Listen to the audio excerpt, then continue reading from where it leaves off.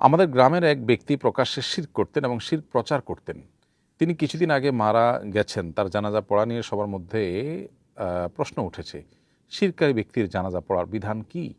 প্রিয় দর্শক, শিরক দুই প্রকার, একটা বড় শিরক, শিরকে আকবর, আর একটা হলো শিরকে আসগর বা ছোট শিরক। বড় শিরকে যদি কেউ লিপ্ত থাকে তাহলে সে ইসলাম থেকে খারিজ হয়ে থাকে এবং এর ফলশ্রুতিতে একজন অমুসলিমের মতো করে তারও জানাজা পড়া যায় না।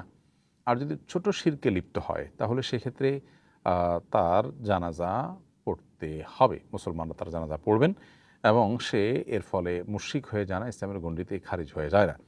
তিনি কী ধরনের শিরকে লিপ্ত ছিলেন এ বিষয় নিয়ে বিস্তারিতভাবে কোনো আলিমের কাছ থেকে জানার চেষ্টা করবেন।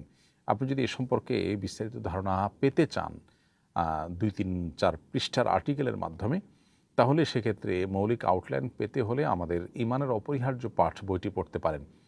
সে বইয়ে আলহামদুলিল্লাহ ইমান ভঙ্গের যে সম্ভাব্য এবং প্রচলিত এই সময়ের যে সমস্ত কারণগুলো পাওয়া যায় সেগুলোকে আমরা বিস্তারিতভাবে এমনভাবে তুলে ধরেছি যেখান থেকে মৌলিক একটা আউটলাইন এবং রোড ম্যাপ পাওয়া যায়।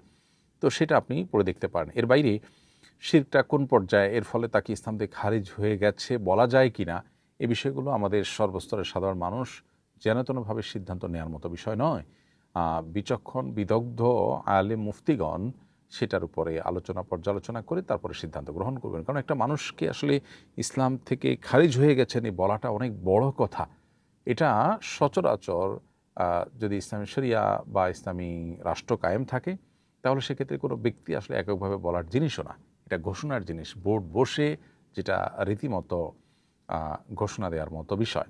কিন্তু দুর্ভাগ্যজনক বিষয় হলো আজকাল আমরা জানাতনভাবে ঠুনকো কারণে একজন আরেকজনকে কাফের বলে দিচ্ছি। সহিহ বুখারীতে হাদিস আসছে, নবী সাল্লাল্লাহু আলাইহি ওয়াসাল্লাম বলেছেন, যদি কোনো ব্যক্তি কোনো ব্যক্তিকে কাফের বলে অথচ সে কাফের নয়, তাহলে যে বলেছে ফাকাদ বা আবি হাদুমা, তাহলে দুজনের একজন কাফের হবেই, অর্থাৎ একজনের দিকে এটা বর্তাবে। বিষয়টা খুবই ভয়ঙ্কর ব্যাপার।